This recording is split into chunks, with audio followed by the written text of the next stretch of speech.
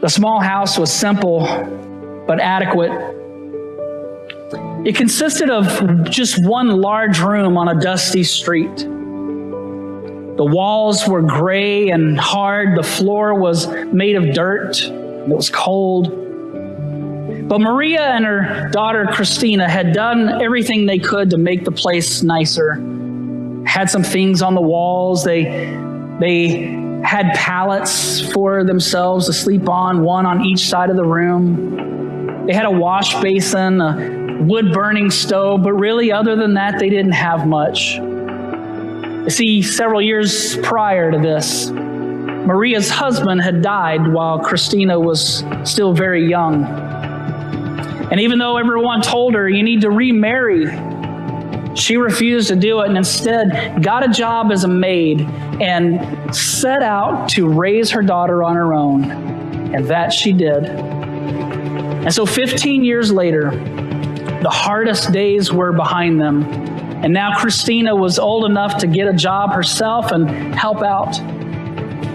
But Christina had her own dreams. Some people say that she got her feistiness from her mom. She always had this dream of moving to the big city. She was a beautiful girl, long dark hair, had an infectious laugh, and she was just one of those people who always made everyone around her feel really special.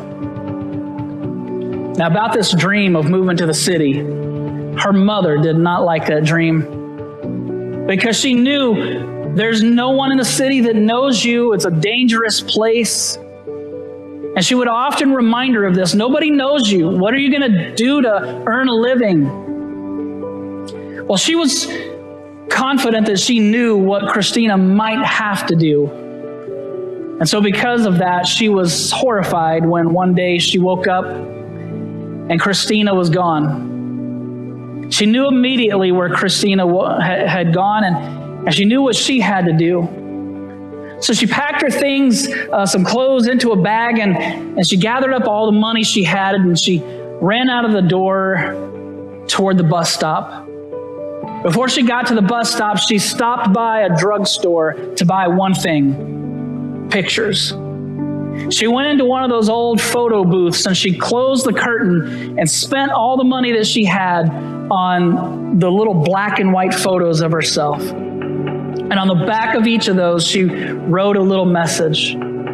She boarded the bus, headed for Rio de Janeiro. And when she got to the city, she started looking for her daughter all over the place, mainly in places like nightclubs and hotels and bars and places that were known for prostitutes.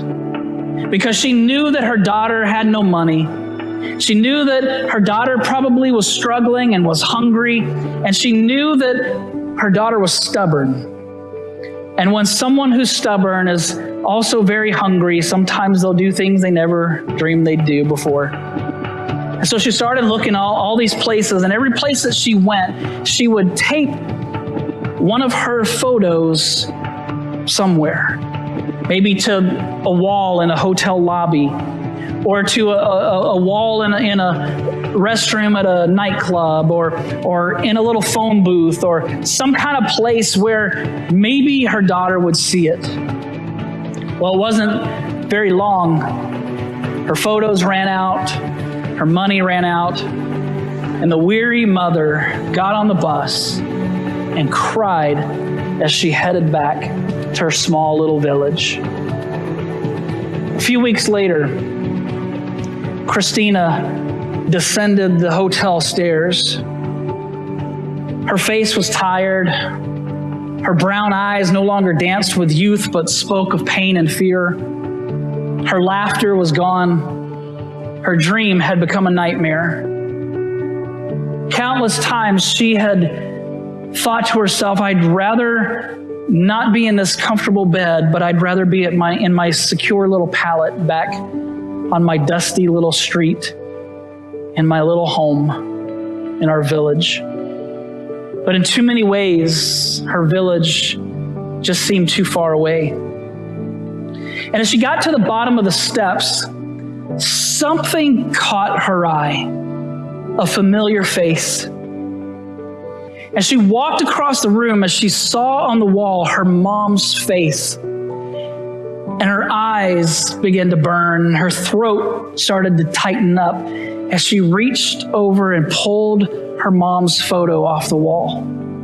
And she turned the photo over, and there was a compelling invitation. Whatever you've done, whatever you've become, it doesn't matter. Just come home. And that's exactly what she did. And the invitation is there for us today from God, our Father. Whatever you've done, whatever you've become, it's okay. Just come home. You see, someone said the most precious thing about Jesus is the way in which he trusts us on the field of our own defeat. There's nothing you can ever do to make God love you less. And there's no place you can go, no person you can become that he won't say, come home.